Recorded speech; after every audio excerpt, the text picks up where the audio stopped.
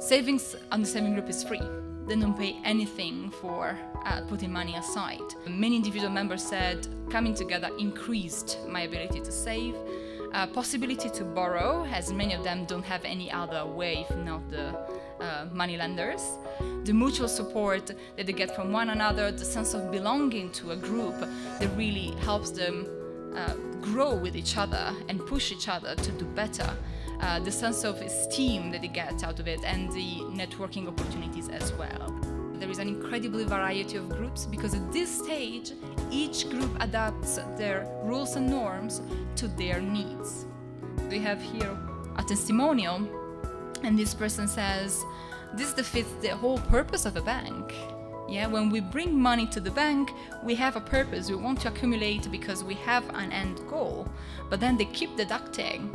So they don't really understand why there has to be this many charges. This person says, we see that some people, they speak English and maybe they're well dressed, they can access the manager to get their problems solved. But small people and poor people like us, what can we do?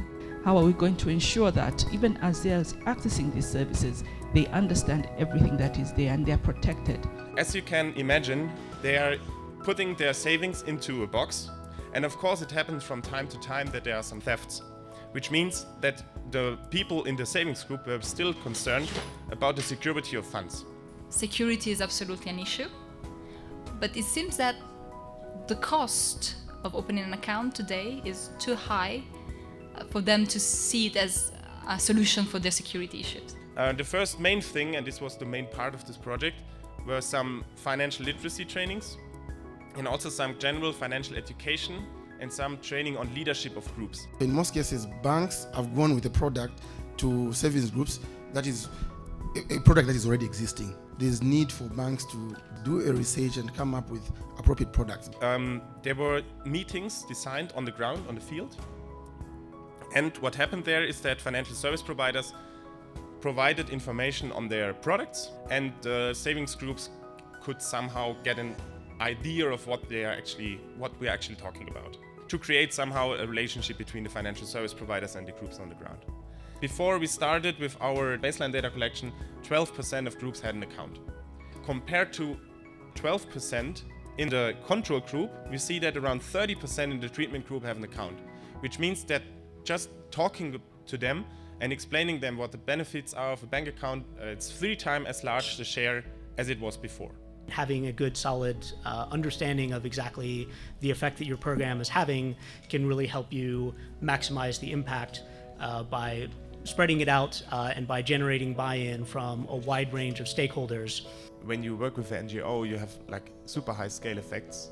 That's the first thing. And the second thing is many of those groups you would have probably never reached if you wouldn't have access over the NGOs. We have this information about the profiles of the clients of the savings groups or the informal financial users. This is important information that we need to have as we design and maybe plan. There will never be one product for all of them.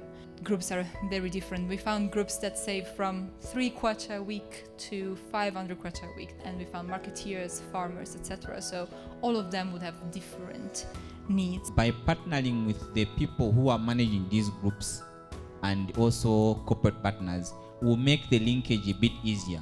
We need to also define the customer journey of their needs. I think if we look at that as banks, it will be very helpful for us to actually attain our goal of making sure that we include everybody in the country and never leave them behind.